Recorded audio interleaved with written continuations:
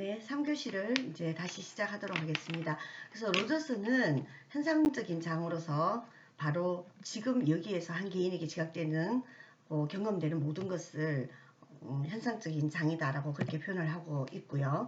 그리고 인간중심 치료에서 이 현상적인 장은 내담자의 내적인 어떤 경험 세계를 이해하는 것에서 매우 중요하게 생각하고 있습니다.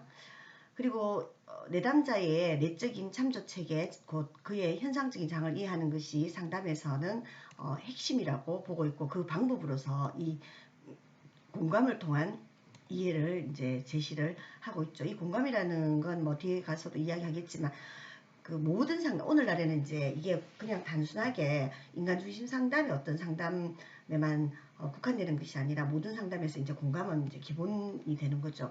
특히나 인간중심 상담에서는 그 현상적인 장, 내담자의 어떤 그 심리 세계, 내담자의 어떤 내적인 경험 세계, 앞에서 말했다시피 뭐라고 했나요?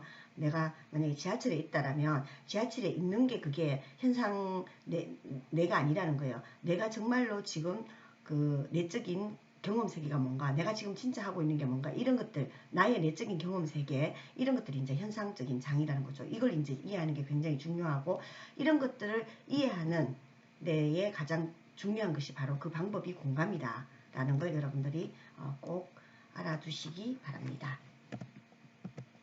또 다른 이제 주요 개념이요, 자기라는 개념이에요. 자기라는 개념은 우리 책에서 지금 현상적인 장이 132페이지, 133페이지가 이제 자기라는 개념입니다.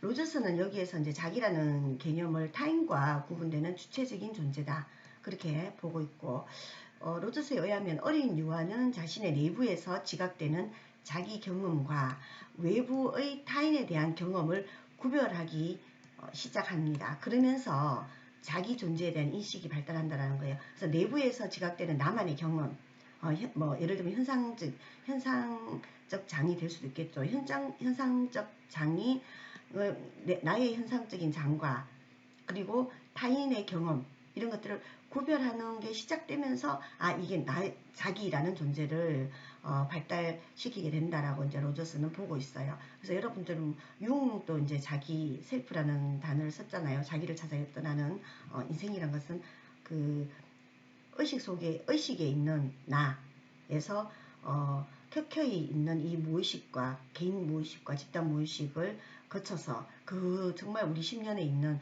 자기를 찾아가는 여행이다라고 했는데, 마찬가지로 로저스는 그 융이 말하는 자기라는 개념하고는 좀 다르겠지만 융도 이제 셀프라는 개념을 씁니다.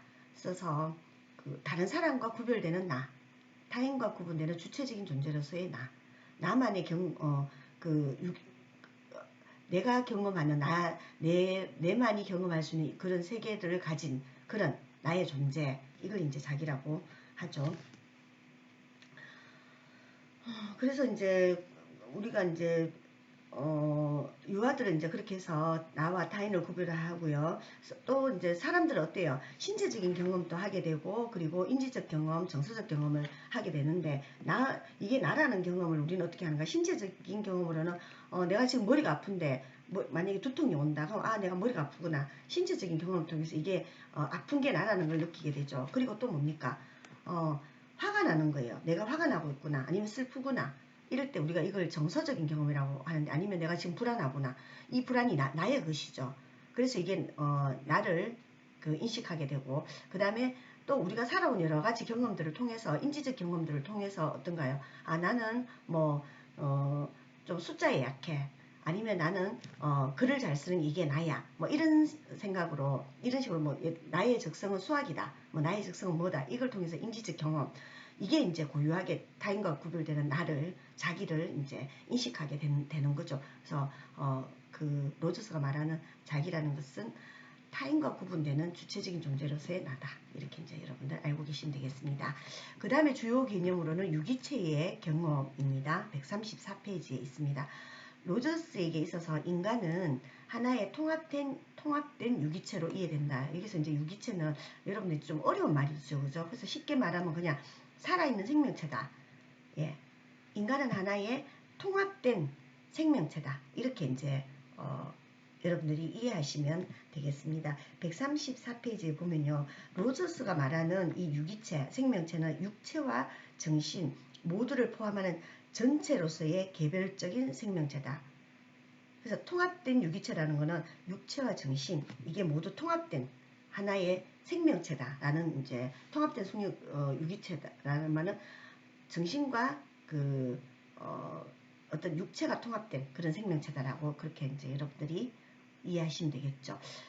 그래서 유기체적인 어떤 이런 경험은요, 개인이 경험하는 모든 현상적인 장, 즉 심리적인 현실을 구성하고 있다. 그러니까 살아있는 생명체로서의 나의 경험이라는 것은 우리 개인이 경험하는 모든 현상적인 장, 앞에서 우리가 기본 개념 배웠죠.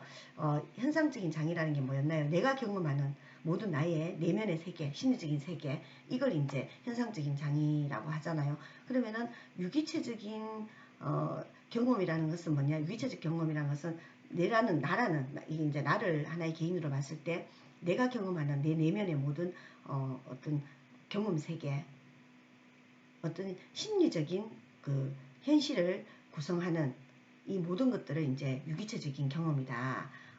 그렇게 이제 볼 수가 있겠습니다. 그래서 주요 개념으로서의 유기체의 경험이 무엇인가 여러분들 알아두시면 되겠고요. 그리고 자기 실현 경향성입니다. 인간 중심 상담에서 뭐 다른 개념들도 중요합니다. 인본주의라든가 뭐 이런 개념들도 중요하고 한데 현상적인 장과 자기 실현 경향성 이 부분이 아주 이제 주요 개념 중에서 좀 더 포인트가 된다라고 이제 볼 수 있겠습니다. 실현 경향성이라는 것은 선천적인 잠재력을 펼쳐서 성장과 성숙을 향해서 나아가는 동기 이걸 이제 바로 자기 실현 경향성이다라고 합니다. 로저스는 이런 어떤 자기 실현 경향성을 제한하는 유일한 요인은 바로 개인이 속해 있는 환경이다 라고 이제 보고 있습니다. 그러니까 인간은 자기 실현 경향성을 누구든지 다 가지고 있다라는 건데 그예요. 근데 이런 것들 자기 실현 경향이 잘 안 된다라고 하면은 이거는 뭐냐? 바로 환경 때문이다라는 겁니다. 그래서 식물이 성장하는데 필요한 수분빛, 온도 뭐 이런 것들이 필요하잖아요. 이런 조건이 필요한데 이런 것들만 충분하게 있다면은 어떻냐? 우리가 식물이나 이런 게 잘 자라듯이 인간도 자기에 대한 이런 잠재력을 실현할 수 있기 위해서는 이런 이제 여러 가지 조건들이 다 되어 있어야 된다라는 겁니다. 그래서 로저스는 이게 바로 뭔가 무조건적인 바로 긍정적인 존중과 공감적인 이해라든가 진실성 있는 이런 만남 이게 바로 자기 실현 경향성을 높여주는 환경이다 라고 그렇게 보고 있습니다. 그래서 혹시나 만약 내담자가 왔을 때 어떻게 써요? 자기 실현 경향성을 높여주는 게 상담의 목표가 되겠죠. 그러면 그 목표를 달성하기 위해서는 어떻게 하느냐? 바로 무조건적인 긍정적 존중과 그리고 공감적인 이해와 그리고 진실함, 진정성 이런 것들을 이제 가지고 접근하는 것이 가장 자기 실현 경향성을 높여주는 방법이다라고 보고 있습니다. 그 다음에 가치의 조건 및 가치화 과정이라는 게 또 하나의 주요 개념인데요. 로저스에 의하면 유기체, 생명체는 누구나 잠재력을 타고 있습니다. 그리고 잠재력을 펼쳐서 실현하고자 하는 경향이 있다. 자기 실현 경향성이라고 했죠. 그래서 유아는 태어날 때부터 이러한 자기 실현 경향성을 부여받았다. 그리고 유아의 행동은 이러한 자기 실현 욕구를 만족시켜주는 환경이나 조건을 지향해야 된다. 그래서 가치의 조건과 가치와 과정 속에 그야말로 자기 실현 욕구를 만족시켜줄 수 있는 어떤 환경이나 조건 이런 것들을 만들어줘야 된다는 게 바로 가치의 조건 및 가치와 과정이다라고 볼 수 있고요. 그 다음에 자기 개념과 경험 간의 불일치 이게 이제 또 하나의 주요 개념인데요. 자기 개념은 뭐냐면요. 지금까지의 삶을 통해 형성된 자신에 대한 개념입니다. 우리가 셀프라고 앞에서 배웠죠. 이 셀프에 대한 개념입니다. 다른 사람과 구별되는 나. 그래서 아이가 성장하는 과정에서 부모가 부여한 가치의 조건들을 충족해서 존중받으려고 하면 아이는 그러한 가치 조건에 맞는 자기 개념을 발달시킨다. 그러나 외적으로 부여된 가치의 조건에 따라 살아가게 되면 자기 개념과 경험 간의 불일치가 생기기가 쉽다. 그래서 이거는 이제 자기 개념과 경험 간의 불일치라는 거는 뭐냐면은 나는 내가 하고 싶은 게 요만큼이 내가 하고 싶은 게 A라는 거예요. 근데 부모는 계속 B라는 걸 강요하는 거죠. 그러니까 우리가 이런 경우 많거든요. 부모님이 본인이 하고 싶었던 뭐 이런 꿈이라든가 이런 것들을 자기가 실현하지 못했어요. 그러면 자녀에게 그 꿈을 실현하는 거죠. 실현시키려고 하는 거죠. 그래서 아이는 그 아버지의 꿈이나 아니면 부모님의 꿈보다 내가 가지고 있는 어떤 그 고유한 내가 하고 싶은 게 있어요. 그럴 때 이게 뭡니까? 어떤 그 자기 개념과 경험 간의 불일치가 생기기 쉬운 거죠. 그래서 부모님이 너무 많은 것들을 바란다거나 아이의 능력은 8인데 부모는 10이라는 하나의 성과를 바란다면은 거기에서 오는 이제 불일치가 오는 거죠. 그러면서 굉장히 이제 그 자기 개념과 경험 간의 불일치가 일어나면서 이제 정신적으로 힘들어지는 이런 상황들이 오게 된다라는 겁니다. 우리 책에도 보면 136페이지에 나오죠, 그죠? 그래서 그 어떤 아이가 성장 과정에서 부모의 가치 조건이 너는 커서 뭐 판검사가 되어야 한다라는 조건을 충족하지 못해서 부모로부터 너는 왜 이렇게 이것도 못하냐, 너는 참 능력도 너는 왜 그렇게 그 제대로 공부도 못하고 왜 그렇게 부모님 말을 제대로 안 듣고 너는 안 되겠다 뭐 이렇게 이제 실망했다라든가 뭐 이런 얘기를 막 듣고 자랐어요. 그러면 이 아이는 어떠냐, 나는 정말 능력도 부족하고 나는 바보야 뭐 이렇게 이제 생각하면서 자기 개념을 가지게 된다라는 거죠. 그래서 부모와 형제에게는 물론 학교에서 선생님들에게도 항상 이제 나는 부족하고 뭐 이렇게 해서 자신감 없고 그렇게 이제 되는 거죠.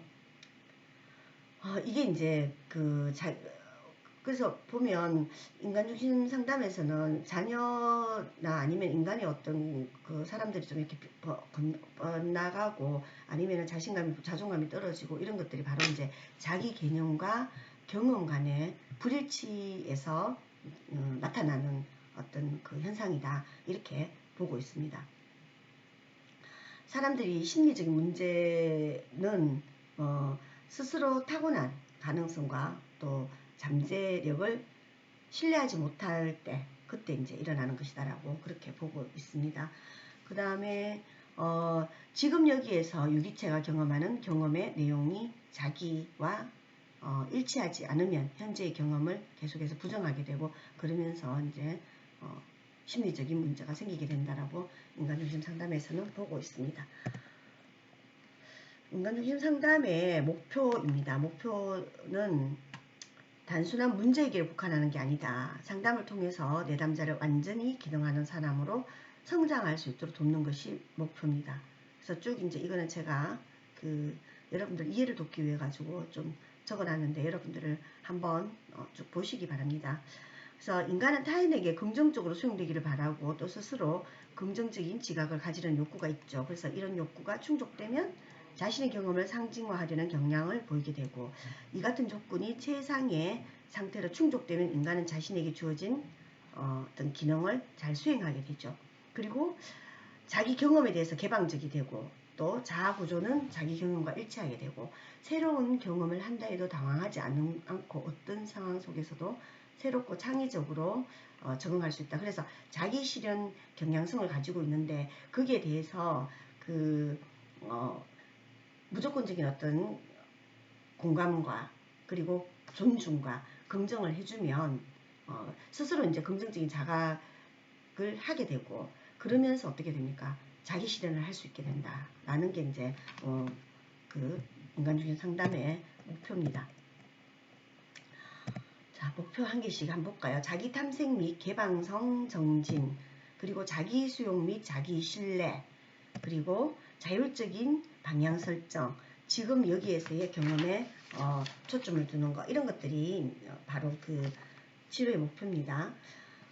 하나씩 한번 볼까요? 우리 책에 보면 있습니다. 우리 이 PPT 자료는 아주 이제 간단하게 되어 있는데 앞에 제가 좀 자세하게 설명을 해놨는데 한번 보겠습니다. 책을 보면서 같이 보면 더 좋을 것 같아요. 자기 탐색과 개방성 정지는 나는 누구인가? 나의 가면을 벗어버리고 진정한 나 자신이 되려면 어떻게 하는가? 나의 실제적인 자기를 어떻게 발견할 수 있을까? 그리고 어떻게 해야 진정 내가 바라는 사람이 될 수 있을까? 상담자는 단순히 문제 해결을 도모하지 않고 내담자의 자기 탐색과 개방성 이런 것들을 꾀하기 위해서 이런 질문들을 계속 해주는 거예요. 나는 누구인가? 나의 가면을 벗어버리고 진정한 나 자신이 되려면 어떻게 하는가? 이런 이제 질문들, 개방형 질문들을 해주는 게 이제 필요하고요. 치료 그 상담의 목표를 달성하기 위해서. 그 다음에 두 번째가 자기 수용 및 자기 신뢰인데요. 우리 교과서에 보면 138페이지 있어요. 부모님이나 선생님이 원하는 자기가 되고자 우리는 항상 노력해 왔어요. 자기가 되기보다는. 그래서 왜곡되어서 형성된 그 자기 개념 혹은 자기와 현재의 삶의 경험 간의 불일치가 생겨서 심리적인 문제와 부작용이 생겼다. 그러면은 상담자는 상담 과정에서 내담자가 생명체로서의 자신을 신뢰하고 자신 속의 잠재력 그리고 자기 실현의 경향성을 신뢰하도록 도와주는 게 필요합니다. 그러니까 자기를 수용하고 자기를 신뢰할 수 있도록 그렇게 도와주는 게 바로 상담의 목표죠. 우리가 이제 보면 그 자기 개념과 경험 간의 불일치를 겪게 되면 어떻게 되나요? 나는 못났어. 나는 이것밖에 안 돼. 나는 아무리 노력해도 나는 항상 부족한 인간이야. 이렇게 생각한다는 거예요. 그렇게 되면 어떻게 되겠어요? 자기 부정을 하겠죠. 나는 못났고. 근데 이제 그런 걸 이제 무한의 어떤 검증과 이런 걸 통해서 자기 수용을 하고 자기 자신을 신뢰할 수 있도록 그렇게 격려하고 그게 그렇게 해주는 게 바로 상담 목표다라고 하고요. 그리고 자율적인 방향을 설정해 준다. 자기 수용과 자기 신뢰의 바탕 위에서 삶의 삶 속에서 자기가 자율적으로 어떤 삶의 방향을 설정할 수 있도록 그러니까 자기 수용을 하고 나는 부모님이 정해준 어떤 판사나 검사는 아니지만 나도 잘할 수 있는 뭔가가 있어 라면서 내가 나를 수용할 수 있겠죠. 나를 신뢰하고 그랬을 때 뭡니까 어떤 앞으로의 방향이라든가 이런 것들을 자율적으로 누군가에 의해 가지고 너는 이게 돼야 돼 이게 아니라 자기 스스로 자기의 어떤 방향을 삶의 방향이나 어떤 속에서 뭔가를 결정하거나 선택하거나 이런 것들을 자율적으로 할 수 있도록 그렇게 해준다는 겁니다. 치료자는 이제 상담자는 내담자가 남들로부터 존중받고자 하는 욕구를 좀 내려놓고 자신 속에 숨겨져 있는 성장 잠재력 이런 것들을 좀 충분히 신뢰하면서 자신의 느낌과 그리고 판단대로 자율적으로 살아가도록 도와주는 거 이게 바로 이제 중요하다. 그래서 내담자가 자기 주도적인 진실된 어떤 삶을 살도록 누가 시켜가지고 하고 누구의 꿈에 의해 가는 게 아니라 자기 스스로 뭔가를 결정할 수 있도록 도와주는 거 이게 이제 치료의 목표다 상담의 목표다라고 볼 수 있습니다. 그리고 지금 여기에서의 경험에 초점을 둬라. 우리가 이제 지금 여기라는 이 이야기는 계속해서 상담에서 아주 중요합니다. 과거의 어떤 거에 매여 있는 게 아니라 지금 여기에 중요한 부분들이 있죠. 인간중심 상담에서도 내담자와 상담자는 지금 여기에서의 경험에 초점을 맞춥니다. 상담자가 어떤 특별한 기법이 아니라 상담자와의 관계를 통해서 지금까지와는 다른 관계 경험을 하는 거죠. 그래서 상담자는 내담자를 무조건적으로 긍정적으로 존중해주고 긍정적으로 존중해줘야 돼요. 부정적으로 존중하는 게 아니라 긍정적인 부분에서 존중해주고 그리고 공감적으로 이해해주고 그런 것들. 그래서 내담자는 지금 여기에서 어떤 일어나는 내적인 느낌과 그리고 마음의 현상들에 대해서 좀 개방적으로 수용하고 자기 구조 속에서 통합하는 것. 그러면서 이제 내담자는 실제적인 자기 개념과 자각된 자기 개념 사이에 조화를 이루게 하는 어떤 효과가 있다라는 거죠. 그러니까 본인 실제의 나와 지금까지 지각한 어떤 자기 개념